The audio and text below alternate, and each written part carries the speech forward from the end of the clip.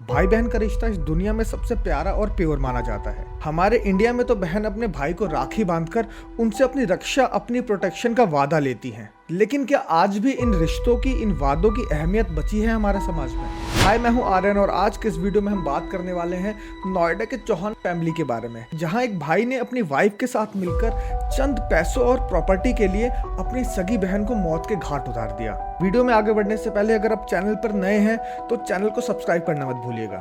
तो आइए केस पर चलते हैं। 2 अक्टूबर को बागपत में एक जली लाश मिली थी। पुलिस ने जब इस केस की गहराई से जांच पड़ताल की तो पता चला कि भाभी ने ही पति और प्रेमी के साथ मिलकर ननद के कत्ल की साजिश रची। शुरुआत में तो पुलिस ने इस केस को ब्लाइंड मर्डर केस में दर्ज किया था, जिसके बाद पुलिस लगातार जांच कर रही थी।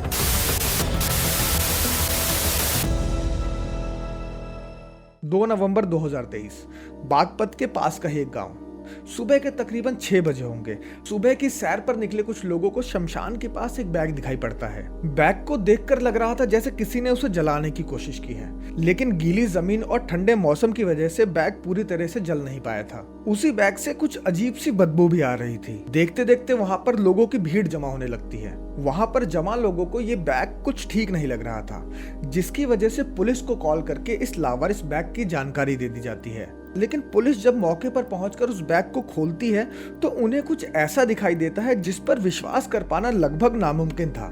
पुलिस को उस लावारिस बैग में से एक जली हुई लाश मिलती है। पूरी तरह ना जला होने की वजह से ये तो पता चल गया था कि ये लाश एक लड़की की है, लेकिन उस लाश का चेहरा पहचानना बहुत मुश्किल था। पुलिस के हिसाब से इस लाश को कहीं और से जलाकर इस गांव में फेंका गया था। अब पुलिस के सामने एक बड़ा चैलेंज था, क्योंकि उन्हें ये लाश एक गांव में मिली थी और गांव होने की वजह से वहां पर सीसीटीवी होने के चांसेस ना के बराबर थे। लेकिन थोड़ी देर की मेहनत के बाद ही पुलिस को उस गांव के पास से ही एक सीसीटीवी मिल जाता है और पुलिस भी पूरी उम्मीद के साथ उस इकलौते सीसीटीवी की फुटेज को खंगालने में लग जाती है।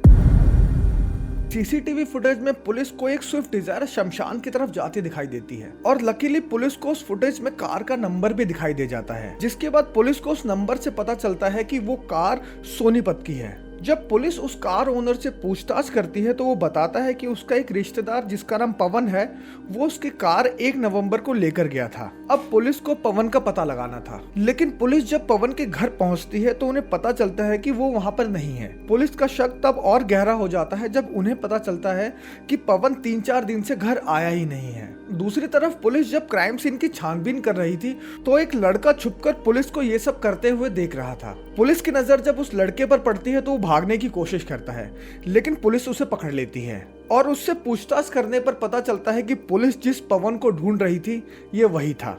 और पुलिस की थोड़ी ही सख्ती दिखाने के बाद पवन तोते की तरह सारी कहानियां सुनाने लगता है। पवन पुलिस को बताता है कि नोएडा में एक विवेक चौहान नाम का लड़का रहता है, जिसकी फैमिली में उसकी वाइफ और बहन थी। इनके माँ बाप की डेथ बचपन में ही हो चुकी थी। साथ ही पवन पुलिस को यह भी बताता है कि विवेक एक अमीर फैमिली से बिलोंग करता है, जिसके पास अपने घर वालों की बनाई हुई अच्छी खासी प्रॉपर्टी है। पवन पुलिस को बताता है कि विवेक चौहान की शादी शिखा नाम की लड़की से हो चुकी थी।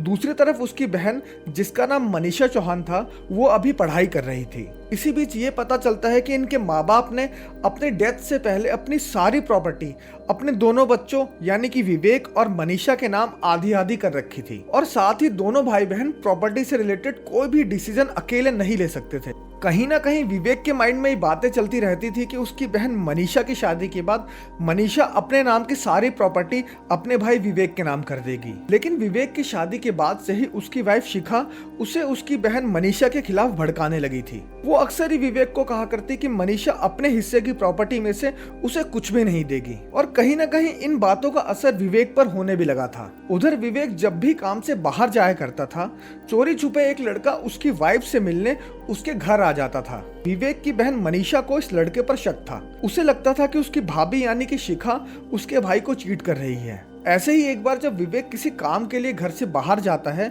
और वो लड़का विवेक की वाइफ से मिलने घर पे आता है तो मनीषा चोरी छुपे अपनी भाभी का वीडियो उस लड़के के साथ बना लेती है और साथ ही छुपकर अपनी भाभी के मोबाइल से कुछ आपत्तिजनक स्क्रीनशॉट भी ले लेती है। जब शिखा को इस बारे में पता चलता है तो उसे बहुत गुस्सा आता है और वो मन ही मन ठान लेती है कि कुछ भी करके मनीषा को रास्ते से हटाना है। मनीषा नहीं चाहती थी कि उसके भाई विवेक के साथ कुछ भी गलत हो, जिसकी वजह से उसने इस अफेयर वाली बात को लेकर अपनी भाभी के सामने ऐतराज भी जताया था। लेकिन शिखा के ऊपर इन बातों को कोई फर्क नहीं पड़ता है और जब विवेक घर पे वापस आता है तो शिखा मनीषा के खिलाफ उसे और भी ज्यादा भड़काने लगती है और कहती है कि उसे पूरा विश्वास है कि मनीषा अपने हिस्से की प्रॉपर्टी से उसे कुछ भी नहीं देगी और कहती है कि अगर मनीषा के हिस्से की प्रॉपर्टी चाहिए तो मनीषा को कुछ भी करके रास्ते से हटाना होगा। और कमाल की बात देखिए, ये भाई अपनी सगी बहन के साथ ऐसा करने के लिए तैयार भी हो जाता है।